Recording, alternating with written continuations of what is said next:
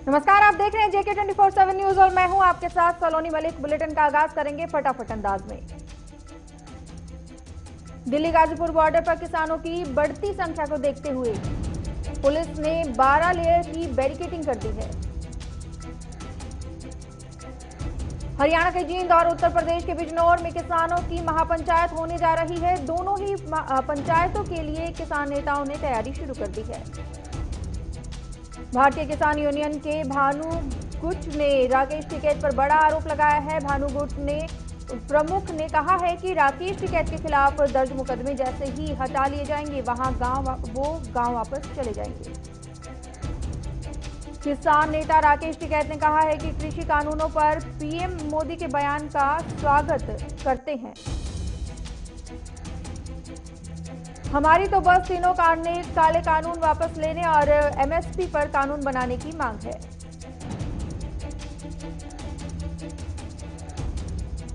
संयुक्त किसान मोर्चा ने कहा है कि सरकार के साथ बातचीत का रास्ता बंद करने का सवाल ही पैदा नहीं होता। दिल्ली हिंसा में आरोपित दीप सिद्धू ने वीडियो जारी कर कहा है कि मैं कुछ गलत नहीं किया है, मैं 2 दिन बाद पुलिस के सामने पेश हो जाऊंगा। दीप सिद्धू ने कहा है कि जांच एजेंसियां मेरे परिवार को परेशान न करें, मैं मामले से जुड़े सबूत जुटा रहा हूं।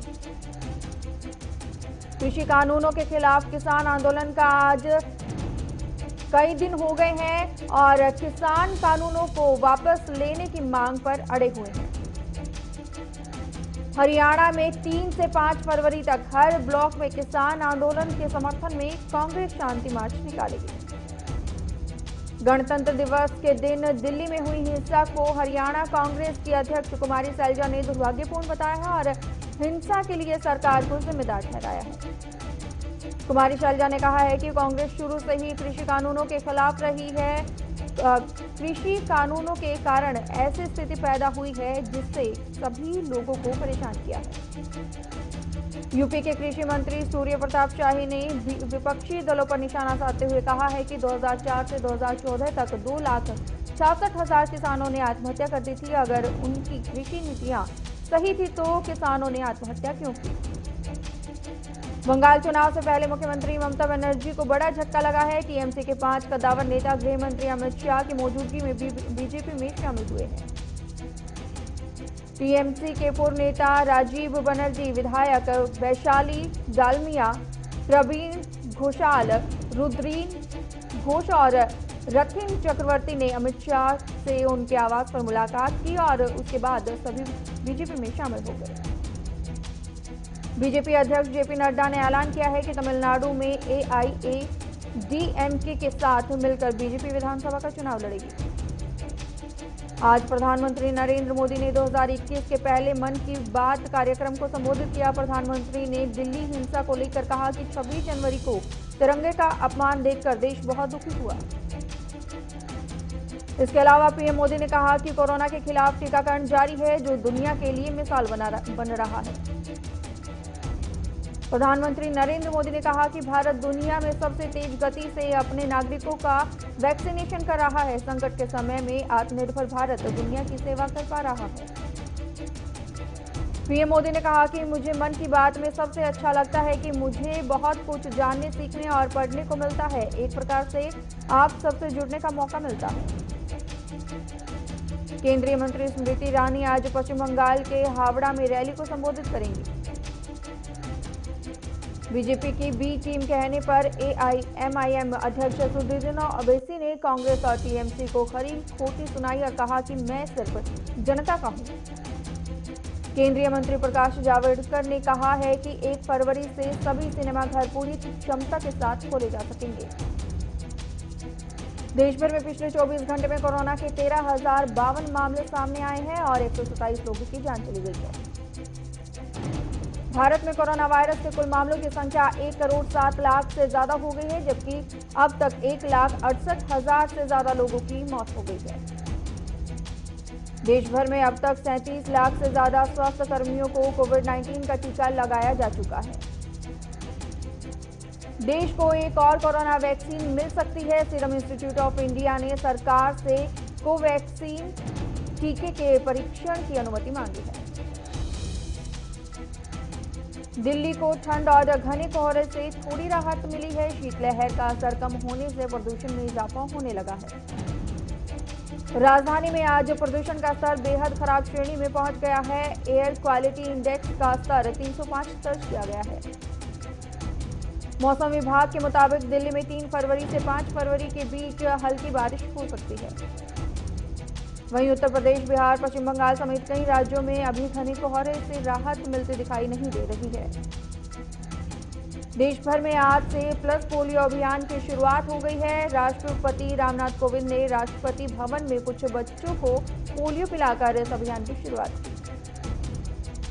उत्तर प्रदेश के मुख्यमंत्री योगी आदित्यनाथ ने पल्स पोलियो अभियान की शुरुआत की है। पोलियो अभियान के तहत प्रदेश में 3 करोड़ 40 लाख बच्चों को पोलियो की ड्रग्स पिलाई गई। हरियाणा के पूर्व सीएम ओम प्रकाश चौटाला पर दिल्ली की एक कोर्ट ने उनके खिलाफ मनी लॉन्ड्रिंग के आरोप तय कर दिए हैं। कोर्ट ने गवाहों को समन जारी करने का निर्देश दिया है। देश भर में अब तक 23 राज्यों में बर्ड फ्लू की पुष्टि हो चुकी है, जिसको लेकर सरकारें अलर्ट पर है। राजस्थान के दौसा में बस और ट्रक की जोरदार भिड़ंत हो गई। हादसे में बस में सवार 20 मजदूर घायल हो गए। देश भर में कोरोना संक्रमण के कम होते मामलों के बीच कल से कई राज्यों में स्कूल खुलने जा रहे हैं। इन राज्यों में महाराष्ट्र, गुजरात, हरियाणा और पंजाब शामिल है। स्कूलों को खोलने को लेकर सरकार ने दिशा निर्देश भी जारी कर दिए हैं। वीवीआईपी हेलीकॉप्टर घोटाले से जुड़े 3,600 करोड़ रुपए से ज्यादा में मनी लॉन्ड्रिंग मामले के सिलसिले में ईडी ने उद्यमी अनूप कुमार गुप्ता को गिरफ्तार किया है। महाराष्ट्र के हिंगोली में भूकंप के झटके महसूस किए गए हैं। रिक्टर स्केल पर भूकंप की तीव्रता 3.2 मापी गई है। नोएडा में जिला पंचायत अध्यक्ष से 60 लाख रुपए की रंगदारी मांगने के मामले में पुलिस ने 5 आरोपियों को गिरफ्तार कर लिया है। सहरसा में राष्ट्रीय जनता दल भीखा पासवान की अध्यक्षता में मानव श्रृंखला बनाकर कृषि कानूनों का विरोध किया गया। सहरसा में राष्ट्रीय जनता दल भीखा पासवान की अध्यक्षता में मानव कृषि कानूनों का विरोध किया गया। वहीं रांची में होने वाली ओलंपिक बास्केटबॉल की प्रतियोगिता के लिए खिलाड़ियों ने जीत सुनिश्चित करने के लिए अभ्यास शुरू कर दिया। ऊना में शहीदों की याद में जिला स्तर पर कार्यक्रम आयोजित किया गया। शहीदों की याद में मिनी सचिवालय के अधिकारियों ने 2 मिनट का मौन रखा। जोधपुर में पुलिस कमिश्नर जोश मोहन द्वारा शुरू किए गए ऑपरेशन इनसाइट के तहत शहर में जगह जगह 27 में 50 कैमरे लगवाए जा रहे हैं। लोगों की सुरक्षा और असामाजिक तत्वों पर रोक लगाने के लिए कदम उठाया गया है। जोधपुर में तस्करों का पीछा करते हुए पुलिस की गाड़ी पलटने से 5 पुलिसकर्मी घायल हो गए। पुलिस के 2 जवानों की हालत गंभीर बताई जा रही है। देवनगर पुलिस और सर्किल प्रताप नगर की टीम ने संयुक्त कार्रवाई करते हुए अवैध शराब बेचते हुए 2 महिलाओं को गिरफ्तार किया है। बालघाट में पुलिस टीम ने अवैध शराब बनाने वाले स्थानों पर कार्रवाई करते हुए बड़ी मात्रा में शराब जब्त की है। पुलिस ने 23 अवैध शराब के कार्टन, अवैध शराब बनाने वाली मशीनें ये सब जब्त कर लिया है। भीनमाल में कांग्रेस कार्यालय में कांग्रेस नगर कमेटी की ओर से महात्मा गांधी की पुण्यतिथि पर श्रद्धांजलि अर्पित की गई है। इस अवसर पर कई कार्यकर्ता मौजूद रहे। भीनमाल के गांव में एक युवक का संदिग्ध अवस्था में शव मिलने से गांव में सनसनी फैल गई। पुलिस मामले की जांच कर रही है। धौलपुर के खानपुर गांव में एक युवक ने की फांसी लगाकर आत्महत्या करने से हड़कंप मच गया है। पुलिस शव को कब्जे में लेकर मामले की जांच कर रही है। देई में पुलिस ने अवैध शराब के खिलाफ संयुक्त कार्रवाई करते हुए 17 बोतल हथकड़ शराब बरामद कर मामला दर्ज कर लिया है। करौली में गणतंत्र दिवस के दिन हुए तिरंगे के अपमान में हिंदू सेना ने तिरंगा रैली निकालकर विरोध जताया है। सिरोही में पुलिस ने बंदूक की नोक पर लूट वाले 2019 के मुख्य आरोपी को पकड़ लिया है। एसपी हिम्मत अभिलाष के निर्देश पर कार्रवाई हुई है। देवरिया में पुलिस ने हत्या और चोरी करने वाले गिरोह को गिरफ्तार कर लिया है। पुलिस ने गिरोह से चोरी और लूट के 6 मोटरसाइकिलें और बोलेरो वाहन को भी बरामद किया है। विवेकानंद शिक्षा जागृति युवा मंच ने बेटियों को लेकर बेटी एक वरदान मिशन का शुभारंभ किया है। इस मिशन के तहत बेटियों की एजुकेशन से लेकर शादी तक की जिम्मेदारियां ये संस्था उठा रही है। सहरसा में 3 कृषि कानून बिल के खिलाफ राष्ट्रीय जनता दल ने भारी संख्या में मानव श्रृंखला निकाली, जिसका असर सहरसा में देखने को मिला।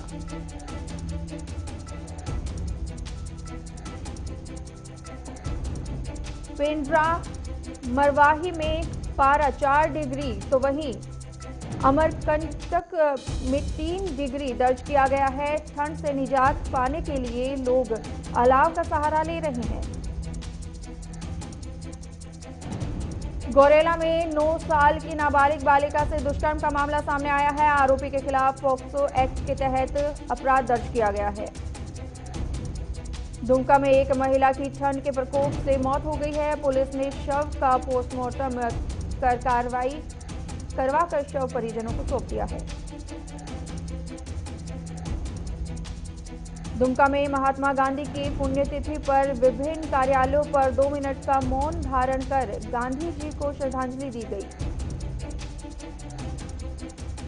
नोएडा प्राधिकरण दिल्ली मुंबई इंडस्ट्रियल कॉरिडोर के 80 गांवों का विकास करेगा। औद्योगिक विकास विभाग ने इस संबंध में अधिसूचना जारी कर दी है। पानीपत में किसानों को अब मुस्लिम समाज का भी समर्थन मिल रहा है। मुस्लिम समाज के लोग किसानों के साथ धरने पर बैठ गए हैं।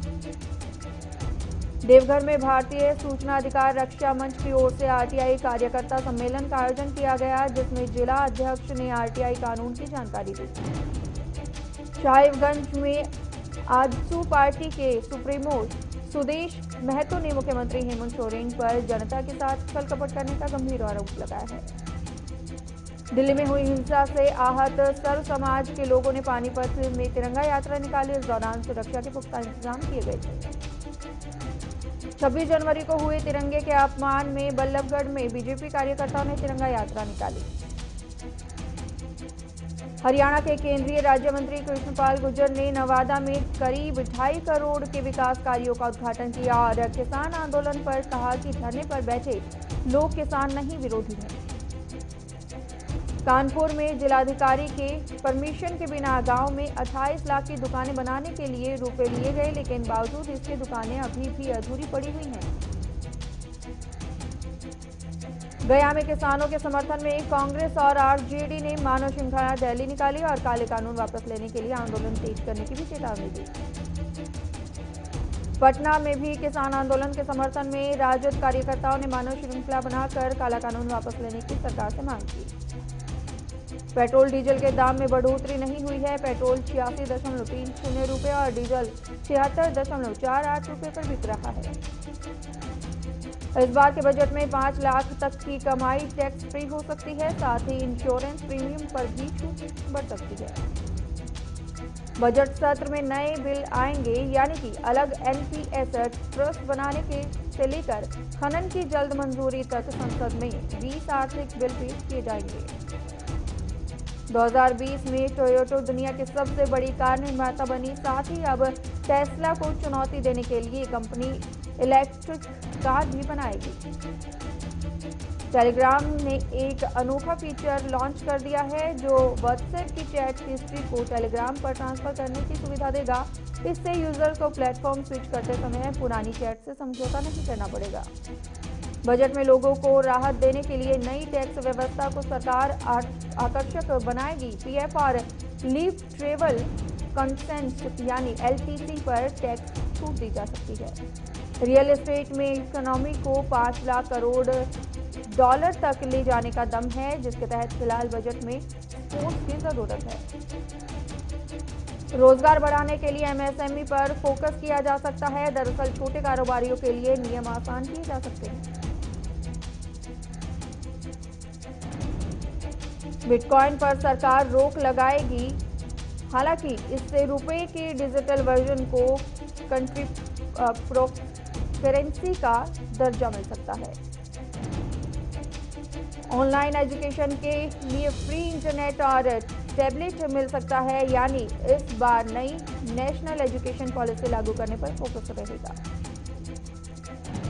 दुनिया भर में 24 घंटे में कोरोना के 5,68,297 नए मामले सामने आए हैं, जिसके बाद कुल मामलों की संख्या 10.25 करोड़ से ज्यादा हो गई है और 22,14,208 लोगों को कोरोना के चलते अपनी जान गंवानी पड़ी है। फ्रांस ने कोरोना के नए स्ट्रेन को फैलने से रोकने के लिए कड़े नियम लागू कर दिए हैं। इसके तहत आज से बाहरी लोगों के लिए फ्रांस के सभी बॉर्डर बंद रहेंगे।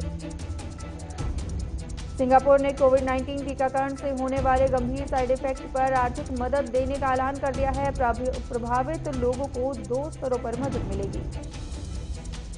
यूरोपीय संघ से एस्ट्राजेनेका की वैक्सीन को सशर्त मंजूरी दी गई है।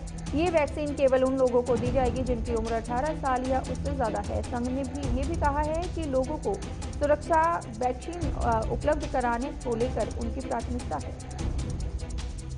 पाकिस्तान के planning and development minister Asad Umar ने बताया है कि 2021 के फर्स्ट हाफ से एस्ट्राजेनेका की वैक्सीन के 1.7 करोड़ डोजेस की सप्लाई शुरू की जाएगी। दरअसल WHO के कोवैक्स प्लेटफॉर्म से उन्हें लेटर मिल गया है।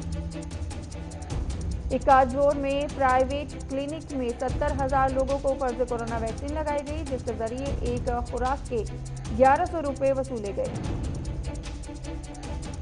UN महासचिव एंटोनियो गुटेरेस ने सोशल मीडिया की बढ़ती ताकत को देखते हुए चिंता जाहिर की है और कहा है कि सोशल मीडिया कंपनियों को नियंत्रित करने के लिए वैश्विक तंत्र की जरूरत है। व्हाइट हाउस छोड़ने के बाद फ्लोरिडा के अपने आलीशान रिजॉर्ट में रह रहे पूर्व राष्ट्रपति डोनाल्ड ट्रंप को पड़ोसियों ने लोकल काउंसिल के जरिए लीगल नोटिस भेजा है। पुर्तगाल की संसद को यूथेनेशिया यानी इच्छा मृत्यु को कानूनी मान्यता देने वाले बिल पास कर दिया गया है, जिसके पक्ष में 136 और विरोध में 78 वोट डाले गए हैं। कैलिफोर्निया के एक पार्क में लगी महात्मा गांधी प्रतिमा को तोड़ा गया है और उसके स्थान से भी हटा दिया गया है, जिसके बाद भारत अमेरिका समुदाय ने इसे हेट क्राइम का मामला बताते हुए जांच करने की मांग की है। Actor Hrithik Roshan popular British TV series the night manager के इंडियन वर्जन में लीड रोल करेंगे। रिपोर्ट्स की माने तो इस सीरीज की शूटिंग इसी साल अप्रैल में मुंबई में शुरू होगी। बॉलीवुड एक्टर अक्षय कुमार की अपकमिंग फिल्म बच्चन पांडे में बतौर विलेन अभिमन्यु सिंह को देखा जाएगा। इस बात की जानकारी ट्रेड एनालिस्ट तरन आदर्श ने सोशल मीडिया पर दी है। बॉलीवुड में हीरो नंबर 1 के नाम से मशहूर गोविंदा ऑटोबायोग्राफी लिख रहे हैं। अपनी जिंदगी की कहानी को वो कई एडिशन में लाएंगे। हालांकि गोविंदा ने फिलहाल बुक का टाइटल रिवील नहीं किया है। कोरोना वायरस के चलते लोगों के बीच नेगेटिव आई है और जिसे दूर करने के लिए अनूप खेर ने सोशल मीडिया पर आर यू फाइन कैंपेन की शुरुआत की है, जिसे रितेश देशमुख समेत कई सेलेब्स ने सपोर्ट भी किया है। पूनम ढिल्लों के बेटे अनमोल ठकेरिया की debut film Tuesday and Friday का ट्रेलर रिलीज हुआ है। ये फीमेना मिस इंडिया 2014 की फर्स्ट रनर अप भी रही। भारत दौरे पर आई इंग्लैंड क्रिकेट टीम के ऑलराउंडर मोइन अली कोरोना से पूरी तरह उबर चुके हैं। वो 5 फरवरी से चेन्नई में शुरू हो रहे पहले टेस्ट मैच के लिए उपलब्ध होंगे। कोरोना के उबरने के बाद मोइन अली ने एक इंटरव्यू में कहा है कि ऐसी थकान पहले कभी महसूस नहीं हुई, इसलिए मैं वैक्सीन जरूर लगवाऊंगा।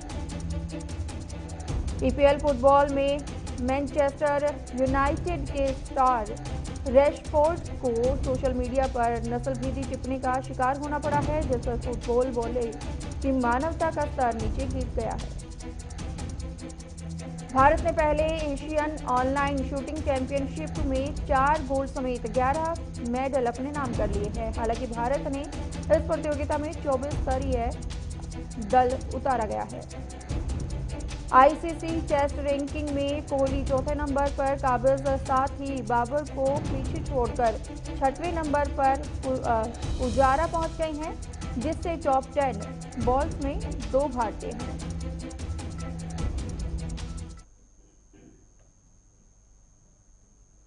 इस बुलेटिन में मेरे साथ इतना ही। देश और दुनिया की तमाम खबरों के लिए बने रहिए JK 24/7 न्यूज के साथ। नमस्कार।